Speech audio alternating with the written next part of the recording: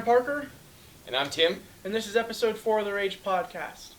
Last week we talked about the shepherds and them being visited by the angels and how they fell into the Christmas story. And on this episode we'd like to talk about how the Wisemen and what their role is and how they came to find Jesus in the manger.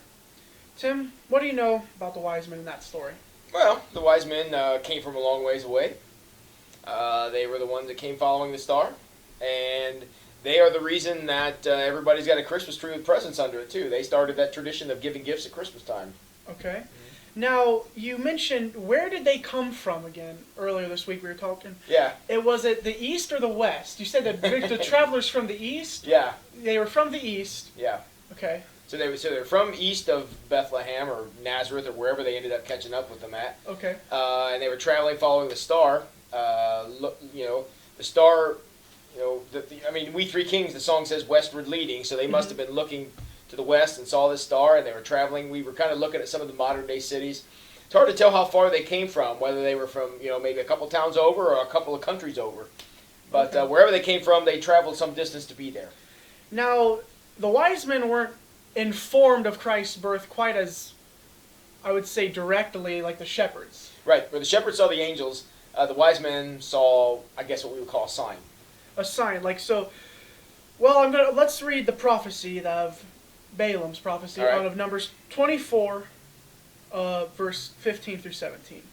This is the message of Balaam, son of Beor, the message of a man whose eyes see clearly, the message of one who hears the word of God, who has knowledge of the Most High, who sees a vision from the Almighty, who bows down with eyes open wide. I see him, but not here and now. I perceive him, but far in a distant future. A star will arise from Jacob. A scepter will emerge from Israel. So, we obviously now see the Star of Bethlehem is being kind of mentioned here. Mm-hmm. But how did the wise men necessarily know that was the star? That was the star that they were supposed to be looking to? Well, clearly they were familiar with Balaam's prophecy. But we also know they must have had some kind of background in astrology because obviously, one of the hardest things on planet Earth to hide is a star. So if there's a star up there, everybody had a chance to see it. So when the astrologers saw it, they must have said, well, this is the guy Balaam was talking about, and they began their journey to go see that. And, it could have been as long as 18 months to 2 years they were following this star to get there. So, not to burst everyone's bubble, but that great Hallmark scene with the shepherds and wise men there together probably didn't happen. Probably was not true. Yeah, probably didn't happen that way. So you mentioned that the wise men were astrologers, and now if we take the word wise men and we go back to some Hebrew text and everything, that means magi. Magi. Mm-hmm. Which is what is now dumbed down to, the next translation is astrologers. Astrologers. So they studied the stars and they knew, being familiar with Balaam's prophecy. Yeah, clearly there was one up there that they hadn't seen before or showed up or was new, and that's what they followed. That's what they followed instead of being directly told like the shepherds. Right, the shepherds. Angels. Yeah, the shepherds, they got the I guess the big choral anthem, and the wise men got the spotlight. So. Yeah. So, what did the wise men bring to the as I mentioned, obviously one of the most famous parts of our Christmas celebrations today are gifts, and everybody's getting presents, and the wise men are the guys who started that. That's part of the tradition. They brought gifts to the Christ child, and they brought very specific gifts that were going to represent different parts of his life, of Jesus' life. And so all of them had meaning, all of them had a purpose. There were things that were going to be useful, like today we asked for, toys and clothes and toys and more toys and things like that. Things that we want. And it wasn't that much different in the ancient world. When the Magi or the wise men gave the gifts to Jesus, they all had a purpose. They all had a purpose. Yeah. And, I think maybe we ought to find out a little more about that purpose. And for that purpose, we're going to go next level with Parker.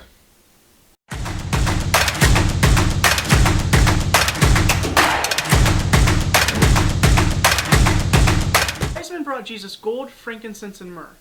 All of those represent something through the life of Christ. Gold represent the kingdom on earth. Frankincense showed the, aka frankincense's perfume, and showed the deity that Christ has, and the myrrh represented the death that Christ would face. Good. Well, thanks for that, Parker. Appreciate that. Very much. So, why necessarily? Now we know what they mean, but why would they give gold necessarily like that to a baby? Now, do you think they were shocked when they stumbled upon this manger scene, kind of out of the distance of the city? And I mean, Balaam's prophecy goes on a little bit further, saying that this God who would come would crush the heads of many, and it would kind of be like a war started from how the rest of the verse continues with it. Well, one of the interesting things we find out about the wise men is when they first arrive on scene, the first person they talk to is Herod. And they're like, hey, Herod, we're kind of looking for this king. And Herod is like, I'd like to know more about this king. I don't think that they went there saying, baby or infant. Yeah. And I think again, the Gospels don't spell this out. But I think there's reason to think that they were surprised by what they found. I bet they were expecting to find an adult or a king or a ruler, which is why they went to Herod first. Makes sense. Yeah. I mean, I would not be expecting...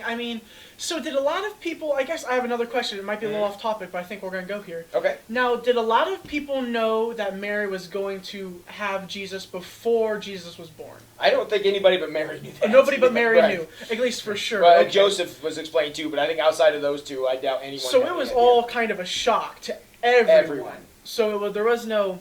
Oh, yeah, that's well, true. I mean, even the shepherds who got the singing angels, even they, when they got there, were like, we can't believe what we're seeing. Okay. So I think that the fact that the wise men would have been shocked by what they found, I don't think that's hard to believe.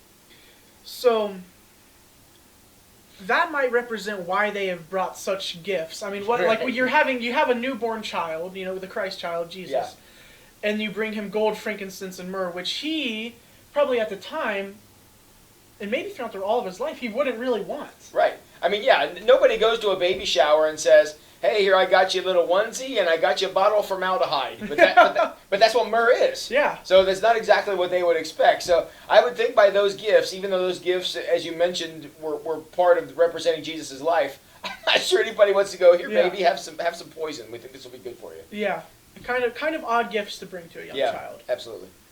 But, I always find it interesting how the prophecies work here. Like it continued on to say like Christ came in, like I think we talked about this a lot last week, how he came into the world with such humbleness.